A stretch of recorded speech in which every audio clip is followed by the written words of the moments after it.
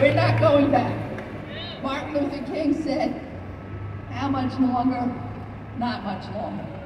Well, we are telling them we've got no time to wait. We're not going to let them take away our rights. And we have to be prepared. We need to write to the Supreme Court and tell them what our views are. We need to be out on the streets telling the American people what's at stake. We are going back to a time, if this opinion holds, when we're going to have women fleeing like they did under slavery from these states that are banning abortion. We're going to have slave fugitive laws. We're going to have prosecution of women for murder. Are we going to allow that in America in the 21st century? No. We say no. No, no, no. We're going to honor Mother's Day and America's mothers by stopping this outrage.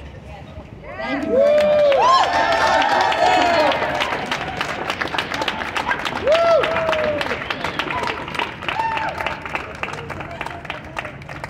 Thank you, Rep. Holtzman. Let's give her all a big hand. And I'd like to welcome our next speaker, Assemblymember Joanne Simon. She represents the 52nd Assembly District and is another strong female lawyer and lifetime feminist and civil rights activist. Thank you, Joanne. Welcome, Assemblymember Simon. Thank you, Sabrina. Thank you very much. And thank you to Sabrina, to the Ruth Bader Ginsburg Club and the other organizations that brought us here together. For so many of us, we were here not that long ago speaking about naming this municipal building for Ruth Bader Ginsburg, there are many, many wonderful things that she has said. But among my favorite is when she was asked, when will there be enough women on the Supreme Court? She said, when there are 9. I would suggest it would be great if they were 9 that actually believed in women and their personhood. But last year when Dobbs was taken, we were on the other side of Borough Hall talking about what this could mean. And it means many things. You've heard from Liz Holtzman, who, by the way, is not only the youngest representative in Congress when she was elected, she was also the first female district attorney here in Brooklyn. And I believe the first woman controller of the city of New York. So let's hear it for Liz Holtzman.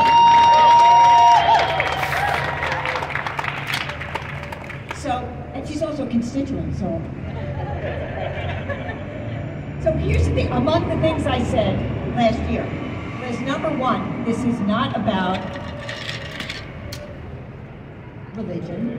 This is not about abortion per se. It is about suppression. It is about oppression. It is about bringing us back, not to the 1950s, to the 1850s.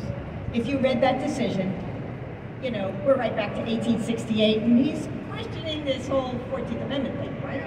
So you're talking 1850s.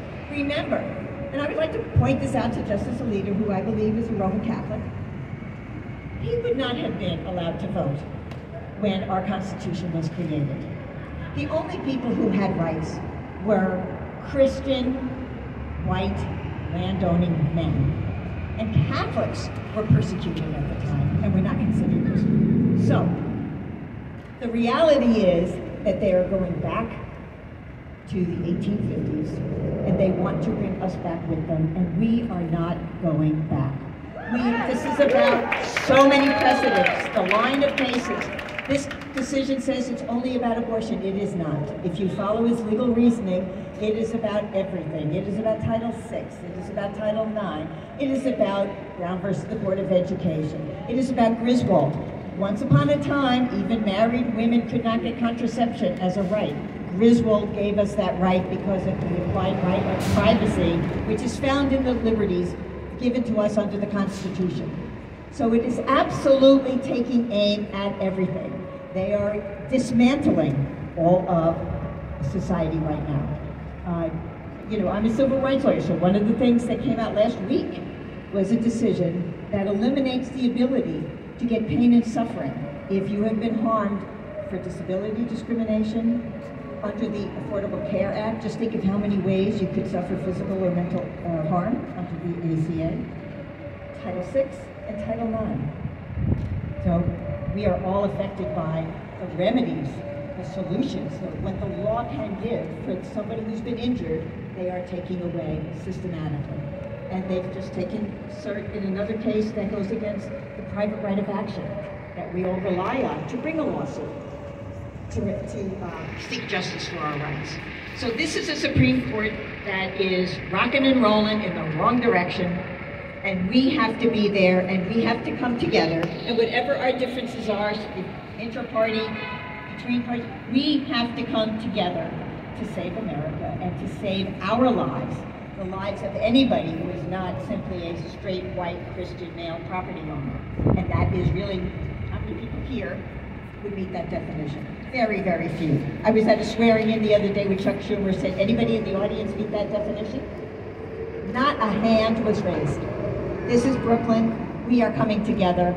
We will fight for our rights, and we will fight together for our rights. Thank you very much.